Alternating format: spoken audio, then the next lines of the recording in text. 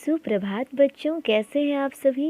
मैं उम्मीद करती हूँ आप सभी बहुत अच्छे होंगे और घर पे मन से पढ़ाई कर रहे होंगे। मैं कुमारी प्रियंका आ गई हूँ कक्षा 3 की हिंदी व्याकरण लेकर। बच्चों, पिछली कक्षा में मैंने आपको क्रिया के बारे में बताया था। मैंने समझाया था आपको कि क्रिया कहते किसे हैं, है ना। आप लोगों को याद होगा, मैंने कहा था कि जिन शब्दों से किसी कार्य के होने का पता चले उसे हम क्रिया कहते हैं। जैसे खेलना, लिखना, दौड़ना, नाचना। इससे क्या पता चल रहा है कि कोई ना कोई काम हो रहा है, तो उसे हम क्रिया कहते हैं। चलिए अब आगे बढ़ते हैं और फिर हम प्रश्नोत्तर करेंगे। तो बच्चों, जब भी हम कोई वाक्य बनाते हैं तो वह क्रिया के बिना पूरा नहीं हो सकता है ना। इस पे भी हमने चर्चा किया था पिछले क्लास में। चलिए अब हम क्या इससे कह सकते हैं कि क्रिया वाक्य को पूर्णता प्रदान करती है। यानी कोई भी वाक्य पूर्ण कब होता है, कंप्लीट कब होता है, जब उसमें क्रिया का प्रयोग होता है। तो बच्चों, आपने क्या सीखा। जिन शब्दों से किसी काम के करने या होने का आभास हो, पता चले, उसे हम क्रिया कहते हैं। ठीक है। क्रिया के बिना वाक्य का अर्थ अस्पष्ट और अधूरा रहता है। ठीक है बच्चों, चलिए आगे बढ़ते हैं और प्रश्नोत्तर पे आते हैं। सबसे पहला प्रश्न बच्चों बहुत ही आसान है।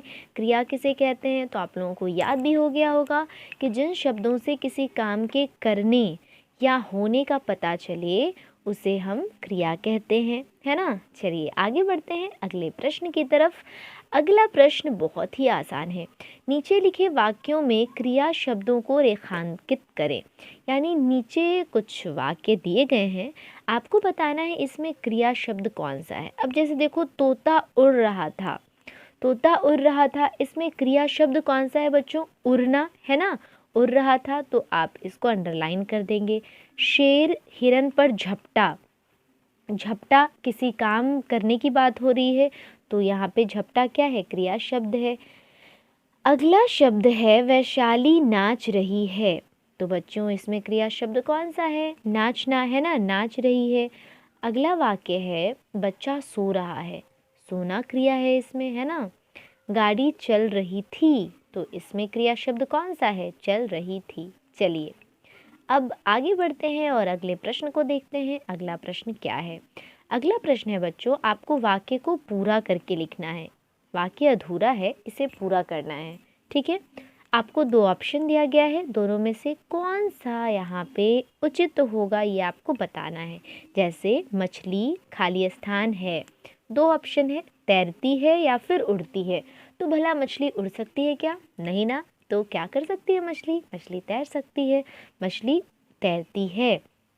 कुत्ता गरजता है या फिर भौंकता है, भौंकता है ना, तो भौंकता है में हम यहाँ पे टिक लगाएंगे और यहाँ पे आप लिख लेंगे भौंकता है। ठीक है। अगला वाक्य है कौवा रेंगता है या फिर उड़ता है।